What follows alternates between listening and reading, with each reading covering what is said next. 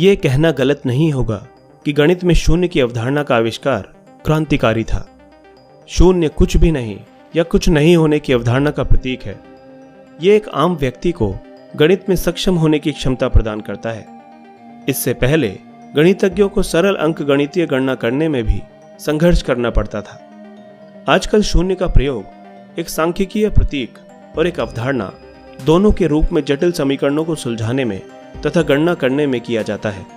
इसके साथ ही शून्य कंप्यूटर का मूल आधार भी है।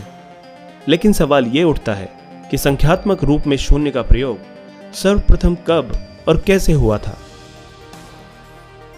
भारत में शून्य पूरी तरह से 5वीं शताब्दी के दौरान विकसित हुआ था, या फिर यूं कहें कि 5वीं शताब्दी में ही पहली बार भारत में शून्य की खोज हुई थी।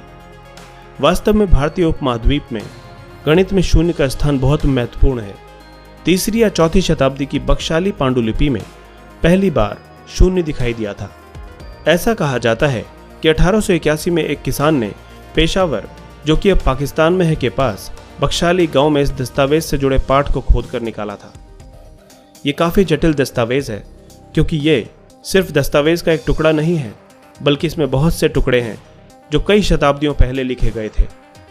रेडियो कार्बन डेटिंग तकनीक की मदद से जो आयु निर्धारित करने के लिए कार्बनिक पदार्थों में कार्बन आइसोटोप की सामग्री को मापने की एक विधि है, से ये पता चलता है कि बख्शाली पांडुलिपि में कई ग्रंथ हैं। सबसे पुराना हिस्सा 224 से 383 ईस्वी का है।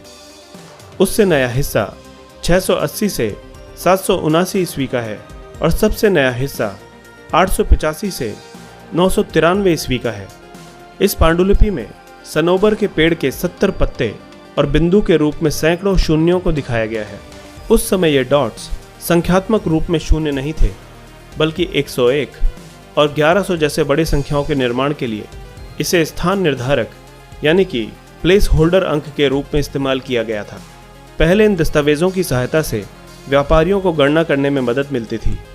कुछ और प्राचीन संस्कृतियां हैं जो कि शून्य को स्थान निर्धारक अंक के रूप में इस्तेमाल करती थीं।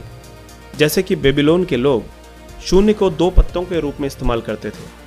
माया संस्कृति के लोगों ने इसे शेल की संख्या के रूप में इस्तेमाल किया था। इसीलिए हम ये कह सकते हैं कि प्राचीन सभ्यताओं को कुछ भी नहीं की अवधारणा पता थी, लेकिन उनके पास इसे दर्शाने के लिए कोई प्रतीक नहीं था। ऑक्सफोर्ड यूनिवर्सिटी के अनुसार भारत में ग्वालियर में 9वीं शताब्दी के एक मंदिर के शिलालेख में वर्णित शून्य को सबसे पुराने रिकॉर्ड के रूप में माना जाता है। शून्य भारत में संख्या पद्धति का एक महत्वपूर्ण हिस्सा बन गया है। यहां तक कि पहले गणितीय समीकरणों को कविता के रूप में गाया जाता था। आकाश और अंतरिक्ष जैसे शब्द कुछ भी नहीं अर्थात शून्य का प्रतिनिधित्व करते हैं। एक भारतीय विद्वान पिंगला ने द्विआधारी संख्या का इस्तेमाल किया और वो पहले थे जिन्होंने जीरो के लिए संस्कृत शब्द शून्य का इस्तेमाल किया था। 628 ईस्वी में ब्रह्मगुप्त नामक विद्वान और गणितज्ञ ने पहली बार शून्य और उसके सिद्धांतों को परिभाषित किया और इसके लिए एक प्रतीक विकसित किया जो कि संख्याओं के नीचे दिए गए एक डॉट के रूप में था। उन्होंने गणितीय संक्रियाओं अर्थात जोड़ और घटाव के लिए शून्य के प्रयोग से संबंधित नियम भी लिखे हैं। इसके बाद महान गणितज्ञ और खगोलविद आर्यभट्ट ने दशमलव प्रणाली में शून्य का इस्तेमाल किया था। दोस्तों, ये स्पष्ट है कि शून्य भारत का एक महत्वपूर्ण आविष्कार है जिसने गणित को एक नई दिशा दी और इसे अधिक सरल बना दिया।